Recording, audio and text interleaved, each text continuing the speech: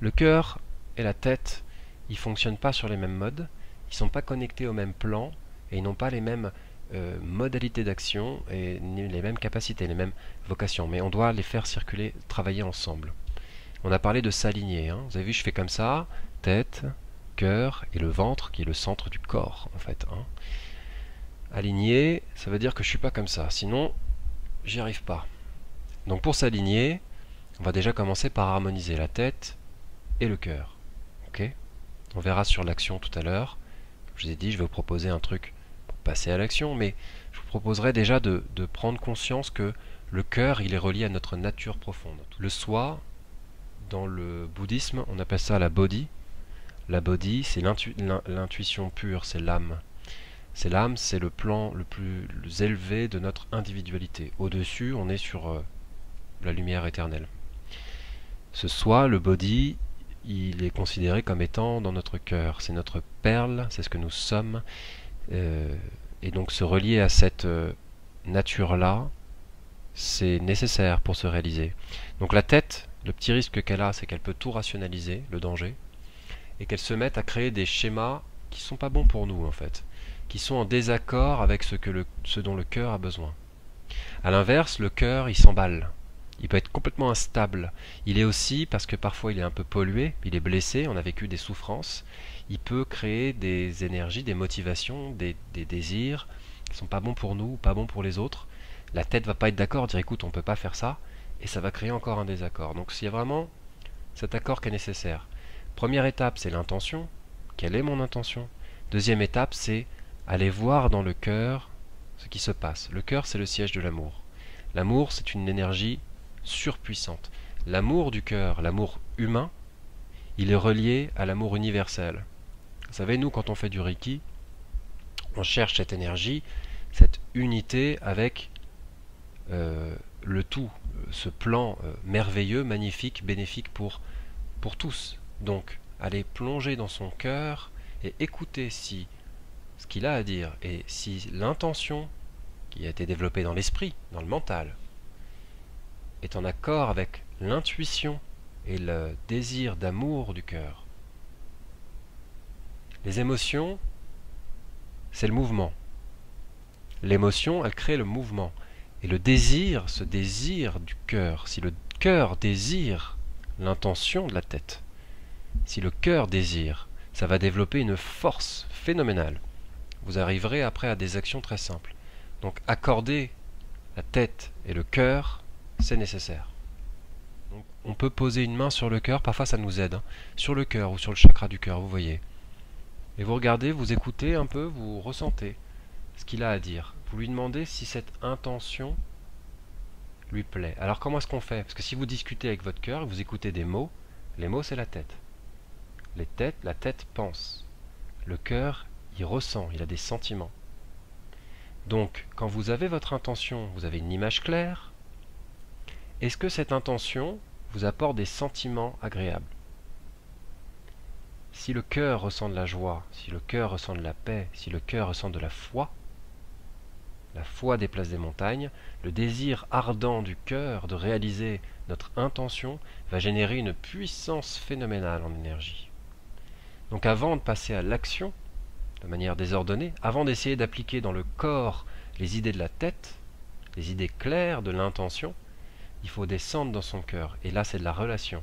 La relation entre l'esprit, la tête, le mental et le cœur, le siège de la beauté et de l'amour, le siège de la raison, de la clarté, de l'intelligence qui tire vers le haut, parce que si on est dans les pulsions sentimentales, bon, bah, on se transforme en artichaut, hein, en fleur d'artichaut, comment on dit déjà? En cœur d'artichaut. Alors là, c'est pas forcément l'amour tel qu'on le conçoit dans le Reiki.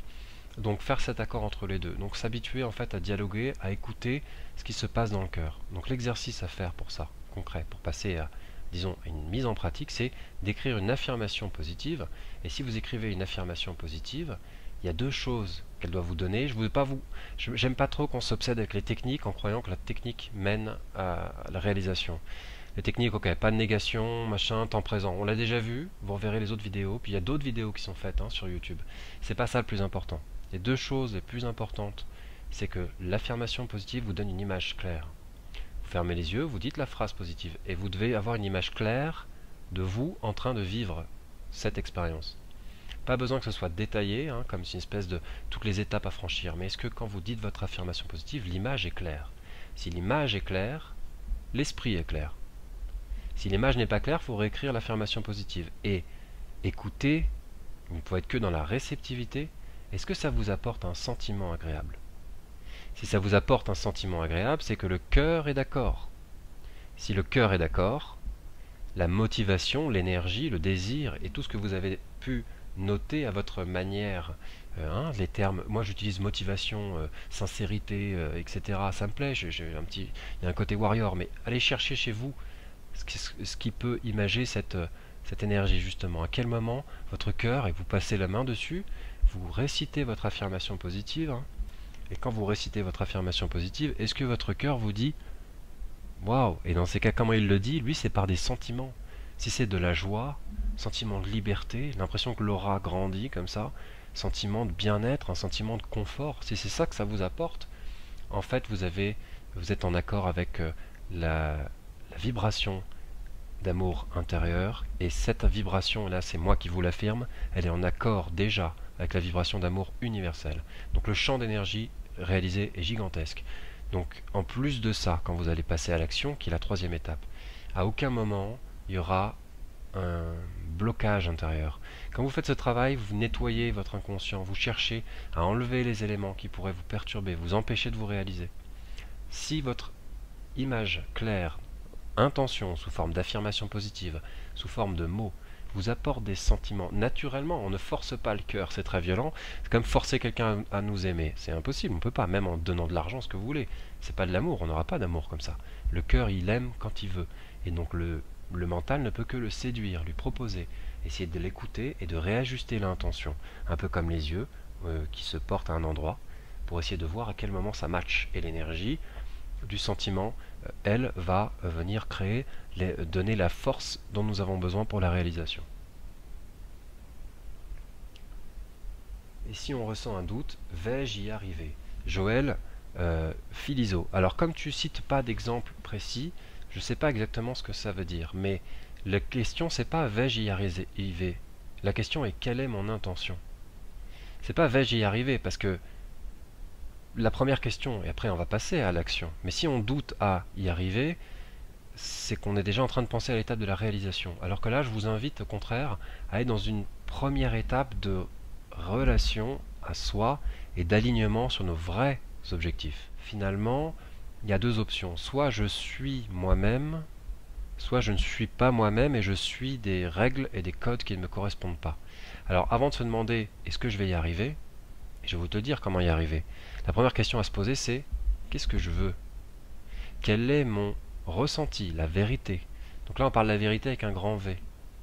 Tu comprends Philippe? Ce que j'essaie de t'expliquer c'est avant de se dire est-ce que je vais y arriver, c'est de dire qu'est-ce que je veux vraiment? Et à quel moment mon cœur est ok? Donc là il va falloir faire l'exercice. C'est pas du concept qui se passe dans la tête, c'est le cœur qui va te dire ok là, ça, c'est ça mon intention. Et t'inquiète que le cœur lui quand il a la foi, après tu y arriveras.